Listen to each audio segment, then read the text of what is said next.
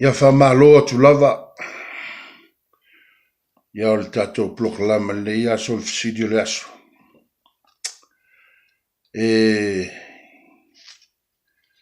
O le Fesili o le aso. E tasi lava le tatou Fesili le o le atali na atu le aso.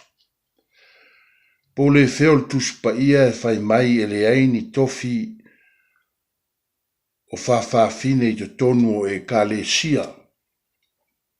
So le fafafine e tusalava ma le gay and lesbian. So tatou whaongaina la upu leo le tama o fia teine o fia tama. Ia, lo whaalo alo lava tawai. Nā lua tu mua le tatou proklama nei le ia Novema. Tau sanga mawai. Na usia inga lai le se tasi fo i o fo proklama i tonu o Samoa. Ia lea lai te o tele tangata i o tu Fesili mai nei lava Fesili e tasi.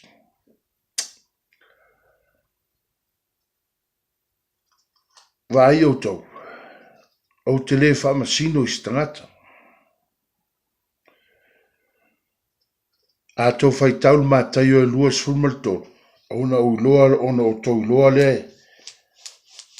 e tusa lei a tau finaunga, mal finaunga ale au Farisai o na sa whai a Iesu.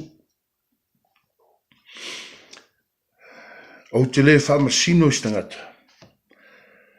O te le tusi lima fo i stangata. O te alofa i nei tangata va peo na alofa i Iesu i atea. Lea ere alofa i siri i atea o tau. O le faimai i tangata o le atua o lo tala ina atu le upo i whamasino atu i tangata ma tusi lima atu i tangata. E leo sa tani ela e whaatau tala i ate oto. Wai leise me tatou te maua mai e le ola na o le upo le atua. A au le tala i atu le vaenga le neo Tusi Paia e nei a ola tangata. Ia e tua tele tangata e le iloa. E le malama fo.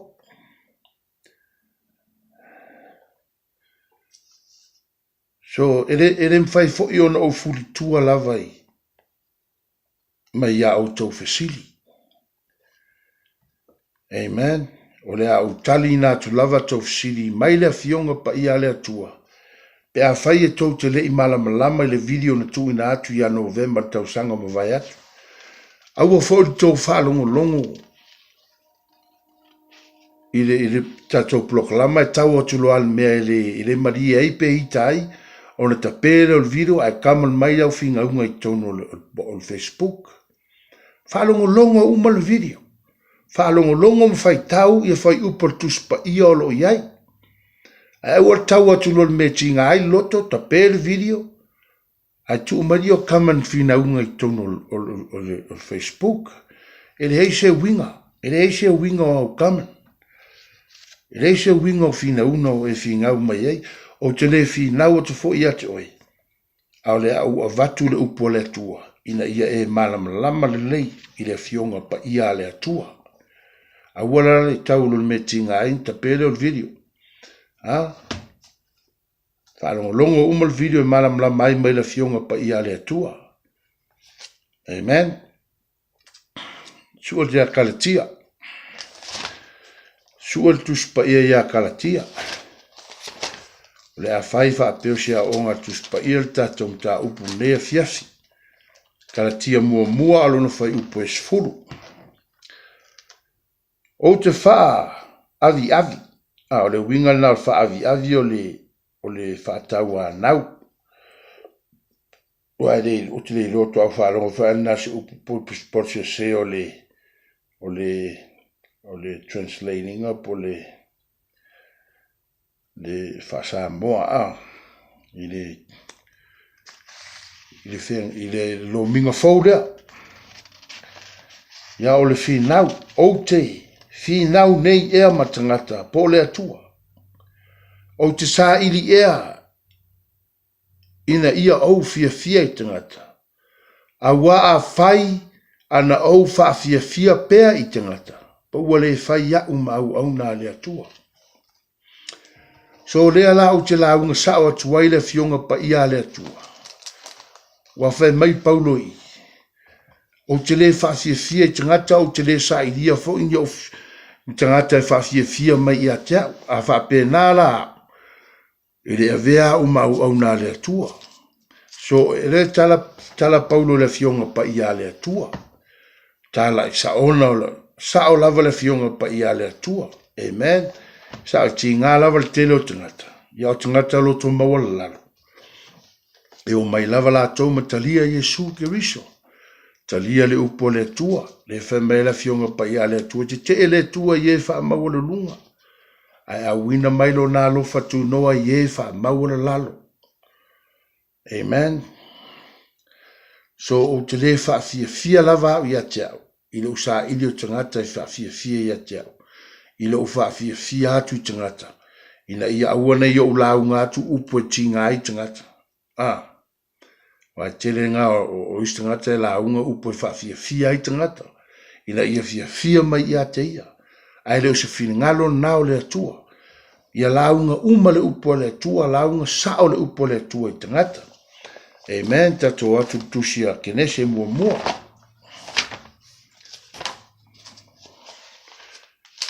Everybody need the word of God to have a everlasting life. Amen. Le mwhai o le tātou wō I le langi, pe a whai e tātou te le talia le upo le atua. Tātou muli ai. Le mwhai foi o na saos tangata lo tomaa I le upo le atua wala e whaatau a soina lava sa tani lo loto mo na mata. Amen. Kene se mo fa upolu ono. Ono fetalai ane leo o le atua. I nā tātou whaia ia le tangata. I lo tātou whaatusa. Na o mai le whai upolu o fitu. Ono whaia lea e le atua le tangata I lo na whaatusa. O le whaatusa o le atua na ia whaia ai le tangata. Na whaia ia I la ua le tāne ma le fafafine. Na whaia I la ua tāne ma le fafafine. Amen. Ngal paulava nā. O isi upu I onga tua atu e whaapopo le tangata. Ia upu ngā sa tani. Amen. O whea meo sa o isi tama o whia teine ma si teine o whia tama. Amen. Te o iei. E whea mele Tusi Paia aua ne whaapopo se upu I le fionga le atua. La tau tango la atua il fafafine il upu la ea. Ara e reo faimai e Tusi Paia. Amen. Fai upu lua tasi wa u whaamoe ngase le atua a tamu a seilo na idia so aso ia fausi ai eva. Le kenese lua al fai upu lua tasi. Tato atu I le mataio e sfuruiva al fai upu e sulfa. Au te le finau atu ia te o tau le fionga le atua. Au te wha malama atu ia te o tau. O te wha malama atu ia te o tau le fionga pa ia le atua. Ina ia o tau malama. O tau ia le I malama le proklama in tu atu ngomua. Amen. Wai tō tele a whai malama iso lala mea a le malama iso auto. Nao nai a te o tau leita. Leita mal fatu I ese le fionga le atua. Mātai o sfuruiva. Tau pe wha. O le tali atu leo Yesu ia te la tau te le whai tau dia ea. O le na whaia le tangata I le amatanga, na ia whaia I la ua tane ma le fafine. From Jesus. Le whai mai ai Jesus. Le whai whetalai mai ai Yesu o tane ma le fafine.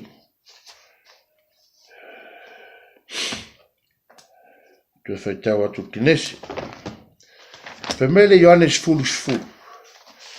Sa tanya leise me sa wai sau na ngaoi. Fasioti mfa umatia. So o leai. O leai. Ea fo ile.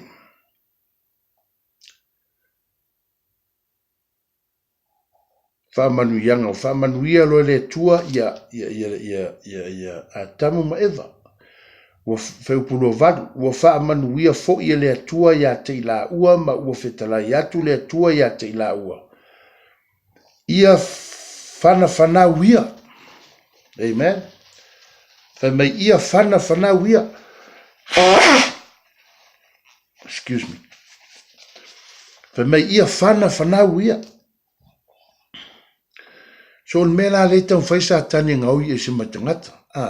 Man whetalai e su whaamanuia ia ila ua. Ina lau lolo la ia. Ina whanawhia mauruola i tumu ila langi. So ngoi e te satani manatua nei tangata o whaase ia ila tau. Mai le fionga pa ia le atua. Awa e whanau mai se tane ai nofo stane. Wa le whai meltus pa ia lea, o le homosexual. O le homosexual ka malo e moe ma te malo, o le finge moe ma le finge. E whanau se fine moe ma se fine. E whanau sta malo e moe ma sta malo. Leai? O me la le la wanga oi e se ai sa tani tangata ia ma fina ngalo leo le atua ma ia whanau ma ia ola ola ma ia ulu ola ma ia tumu ai laulang. Amen. Whanau ma ulu ola ma ia tumu wai le laulang. Tato o atu le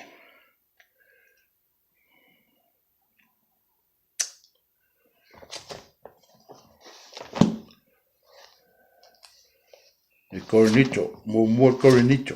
O mana ia lawa pe aisa o Tusi Paia su e faimai ia vatu. Mo Coronito e ono, a alona fai upo e iwa. Amen. Tau te le iloa ea, o ea mio le ianga, e le fai mo la tau tofi le malo o le atua. So o tangata umala nei o lo fai a mionga ia. Na whaia umalava le atua tangata. A uwinga la whape nei, ele mai le atua. Amen, ele mai le atua. So o winga nei, ele ta tau o na whai tofi i tonu ni Ekalesia. Wa le whai mai tau te leiloa ea, o ea mi o le anga. Ele whai la tau ma tofi, ele whai mo la tau tofi le malo o le atua. O le al malo o le atua. Ele o tino eo Yesu ke riso le malo le atua. Tātou tino Yesu ke riso. Amen. Ye ua salamo, matalia Yesu e vea mo lato alii mo lato whaola. O tū mau fo i lato a wau fo ina le atua le anganga pa ia i lato. Tātou wo atua staimi. So tangata la nei e yei winga whapia. Eres tatau o na yein tofi tonu ni Ekalesia. A lein tofi malo le atua, o le an mea whalafa a tofi e tonu le Ekalesia. E longa winga le se Ekalesia. Amen. O le wewe melfe upe sfuliwa, tau te leiloa ea o lo o tau tino o le malu lea o le anganga pa ia. Ue tonu iate o tau. O lo ua iate o tau mai le atua. I lea ia fo i o tau iate o tau. Amen. O tātou tino. So a maua tangata i amionga nei, ona o lona winga, e leo se tino Yesu ke riso. A wala e maua pe i whaaleanga satani. Amen. O le tino Yesu ke riso. E le maua i winga whape nei. Aua nei whaseina o tau, o e whaitaanga, ma e ifo tupua, ma e mulilua, ma e tauatane, o le homosexual. Tato whaitaua ku King James, i tato te malamalama atiri ai. Mai do you not know, 1 Corinthians 6:9, chapter 6 and verse 9. Do you not know what the unrighteousness will not inherit the kingdom of God? Do not be deceived. Neither fornicator, nor idolater, nor adulterer, nor homosexual. O le homosexual. O le homosexual, o le moile o te malo, ma te malo, moile fine ma le fine. Amen. So mea uma amionga uma ia, e re te tau ona whain tofi tonu ni Ekalesia tangata e maua I winga whapea. Amen. Se ilonga o vai atu whai se au, ia ol fina ngalo fo I o le atua. E whaali whai se au pea whapea, moni wha maoni whai se au whai ngo le Ekalesia le atua. E vai atu lo whai se au a suia tangata ia whaonga. Amen. I le fina ngalo le atua. Ia o amionga ia o la fo I o le whaitaanga o le ifo I tupua o le murilua o le tauatane, whaasotoma o ngoi, mata pea pea o nā, mai anga tere, mai whao mea, e le whai mō la tau tofi le malo o le atua.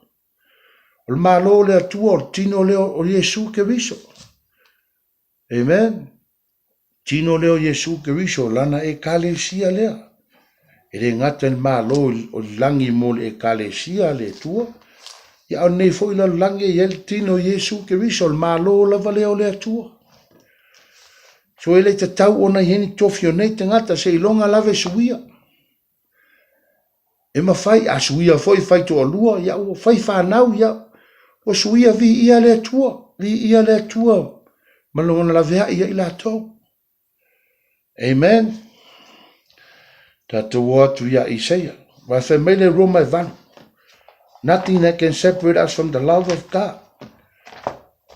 Family room my valuation mem fire on ave se tatou mai le lofo le tua la vaia. Fa fe on ave se tatou mai le lofo le tua tangata la vaia mla na ia fitflinga. Amen. O tangata la vaia mla na ia lava fitflinga wa ia lu se mai le tua. Awa o amionga o mai e failo tangata. Va mau ma le tua, va mau fo ma le lofo le tua, ona ia lava fitflinga. Alefe mele Roma valu, nothing that can separate us from the love of God. If you stay with the Lord. Amen. Tata ia le whaia mionga ia. Nothing that can separate them from the love of God. Ai pau lava le mea e se tangata mai le lofo le tua. O ia lava. Tangata lava ia mna la ia fitfilinga. Le sau Isaia lima iwa fau poe lua. Ai pe tai o a o tau a mio le yanga o fai ia mapupuni le va o tau malo o tau tua. A o tau ang sala foi ua alo ai yonga na fafonga, ia te o tau ua ia le fafonga mai ai. Amen. Oina tangata la moema. Oina tamalo la moema, lista malo ai la tu la unga lupo le tua tono le Ekalesia. Oina tangata la moema le fine. Malisi fafine ala tu no oina et malo la moema malisi fine ala ilon to rua la fa na wala tu la unga lupo le tua. Oina tangata e alu hifo ya pura, hifo ya hindu, hifo ya hala, a la tu la unga lupo le tua. Leai. Ele uni Ekalesia la ia mea. Amen. I tatou muli le fionga pa ia le tua.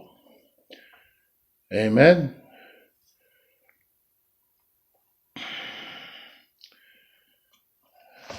Tatou atu le peteu momo.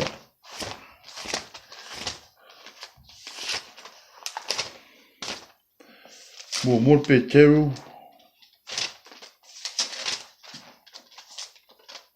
Mata upu momo e o atu. Fai upu sfuluono. Awa ua tusia ia pa ia o tau, awa o au nei e pa ia lava. Fetalai mai le tua ia pa ia i tātou, awa o ia e pa ia. Amen. So o tangata pa ia, o tangata e le ang sala, tangata e le yaini winga whape nei. Awa e fai meltus pa ia o tātou o malu o le tua. O le malu I tātou o le atua. Amen. So, e le whapers tangata no fo mani no fo pa ia. Manisi, e le oni fo e wha malu I nais tangata. Wha pa ia I nai tangata. Amen. E reo se telo tangata vivi ia tuai mi wha malu ia te ia. E reo se pa ia la ea mea. Amen. me ilo se vi inga tangata. Au tangata pa ia o le atua, tangata e re sa vavali mea ia, I winga le anga ia. Lia sau le mua karenito, ma ta upo e ono, fai upo e iwa. Amen, winga le anga ia. Ia, fai ta anga, o le ifo I tupua muli lua, ta uatane, fa sotoma, ngaoi, ia amionga umana. Tangata pa ia o le atua, e alana pa ia, a wā ona le fa ia o a mio ia. E le wha peo nofo maini nofo malu, na ta ua le pa ia, e le ai. Wa va ai le atua li loto tangata. Mau mai. O leila langi tātou te iai. Tātou te maua lavanga luenga. Ona o le alofa tu noa o le atua. Le alofa muti vale o le atua. A wa va ai le atua I luma. Va ai le atua e la vea I la tu mai lava le vanoa wa fa meltus pa ia tai tātou I lo nanga malu di salamo. Amen. So I maua lavanga luenga, maua me leile nei lo lang. A le manuia moni lava leo te whai atua ia te auto. Le whetalai mai e Yesu. A wai whai mai le fionga le atua. Lukas futonu alo no whai upu e tōru. Tatua atu mula Lukas futonu alo no whai upu e tōru.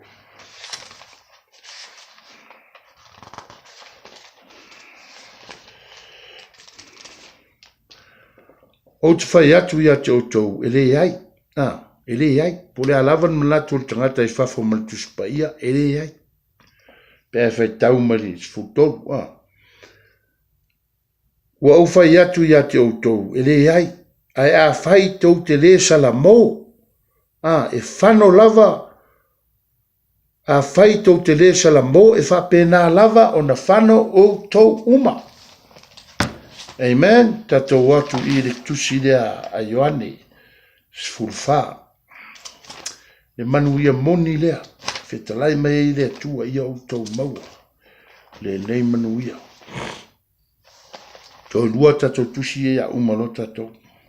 Te lua fwe umanam lama o tau mai le fionga pa ia le tua. Ioane sfulmalfa.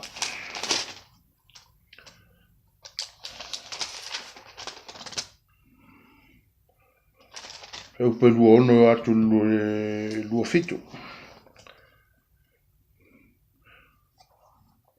O mea ia ua au whai atu ai ate o tau manu o tātou na nofo ma o tau. Ai te imiere I whioa e sui langi. Fesili whetalai ngai ana au so. Leo poe whetalai mai tātou. Eu pe lua ono. A le fsua soani. O le nganga pa ia lea. E awina mai le tamai lo wingoa. O ia lava na te ao ia te o tou I mea uma lava. E wha manatu mai foi o ia te o tou I mea uma ua o whai atua ia te o tou. O te tuu ina atu ia te o tou le manuia. O loo manuia o te avatua ia te o tou. O te lea vatu ia te o tou wha pei o na avatu e le lalo langi ia te o tou. So e maua lava e tangata ngā luenga I lalo le neilo langi me lei uma I lalo le neilo langi. Ona o le alofa muti vale o le atua. A o le manuia pito sili lava lea o no mauni. Moni malfa maoni. Lea o te whai atua I mai le fionga pa ia le atua. Whetalai Yesu. Amen. O loo manuia. O te avatu ia te otou. O te lea avatu ia te otou. Whapei o na avatu e le lalo langi. Lea la le manuia, o lea nganga pa ia, lea tua, e tātou te mauai le fia, male oli, male manuia, whale langi, amen. E ra vea I mai foi o tātou tino, tu mauai foi o tātou tino mo tātou nganga I le tua, malona fina ngalo, tātou te le whai ai, tu ina naunga o le neila langi, amen. Wai peo na whetalai I le tusia a ngaruenga, ngā luenga na sa wai uma le whamlama mai ei le nganga pa ia ngā luenga le au apostolo. Whamai ngā luenga mō mōwhau pe valua e pe tai o le a maua e o tau le mana pe a fio ifo le nganga pa ia I lunga I ate o tau. So le mana e tātou te halo lo whaai ma fso soani e tangata I upo le atua. Tātou te tū mau ai fo'i. Mo lea tua malona whingalo. Amen. Tātou tū mau ai fo'i a Yesu I lona tino. Ina ia awana I tātou whaia le angsala. O lea fo'i le Tō tasi la tātou tusi leo le aluatu. Lea sau le ngaluenga. Ngaluenga lua feu tolfitu. Ngaluenga lua feu pe tolfitu.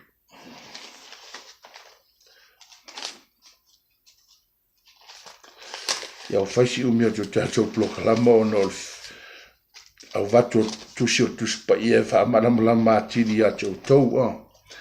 Ngaluenga lua lona whai upu tolfitu. O whalongo mai I lātou o na tuia lea o lātou loto. Ua lātou faimai a pe te uma le au pa apostolo uma. Se mai le au soe, se mea mātou te whaia o na whai atu leo pe teui a te lātou. I nā sala mo ia ma ia tai tasin baptiso ina o tau uma le suafa o Yesu ke wiso. So le baptiso le suafa o Yesu ke wiso. I le whai mes baptiso se vai, baptiso le suafa o Yesu. I lau tali o Yesu e dhea mau wali I mau whaola. O le foi o le maliu o Yesu. Tu sanawa tanu mia I tātou tangata tuai o toi tu o Yesu, o toi tu maila I tātou tangata fau. So le papatisonga nā le whaimai epe te rui, amen. Mo le whaamangaloina o angasala, o na maua lea e o tou, o le mea fua I fua mai, o le anganga pa ia. Whaamanu ianga ia le atua, amen. So le papatisonga ngai talio Yesu e dhea mo tātou wali, mo tātou whaola le salutusia Roma, ia le foi salutusia Ioane. Amen. Must be born again to know God and have a everlasting life. Whamei o ngutu e tau tino ai o Yesu. Lo wali ima lo whaola e o mai ai le ola. A le loto e tali tonu ai o tātou loto ma muli ia I o mai ai le ami o tonu. Amen. Ia o le papatisonga la e a wal papatiso le vai. Ele whaapopoina le vai le toto Yesu. Amen. E mangalo ai ang sala, una o toto lava Yesu e mangalo ai ang sala. Amen. Wal baptisonga le vai. Le vai mai Yesu I o baptisonga o salamo, ina ia salamo tangata. Amen. Na vatu vota maiti a Yesu, ele I peatu Yesu pe teu baptiso mo mota maiti ia mai ai. Leai. Whae o na aulunga tamaiti ma talo tamaiti. Talo I le atua whamanuia tamaiti. Amen. Whaitau atu la tusi le tasi. Baptisonga le whamai Yesu. Ma kangaluenga mo mofa upe lima. A wana baptiso lava Ioane I le vai. A o tau baptiso ina o tau I le anganga pa ia. Amen. I lo tātou talio Yesu ke wiso e dhea mo tātou wali I mo tātou whaola. O ne tātou mawaina leo le anganga pa ia o le tua tama. Yeah, I hope you understand. Whaitau uma ia maunga na au watu le tātou proklama. Ina ia malamlama atiri. Yeah. Kamanuia tu lava le tua. Waftai te le lau.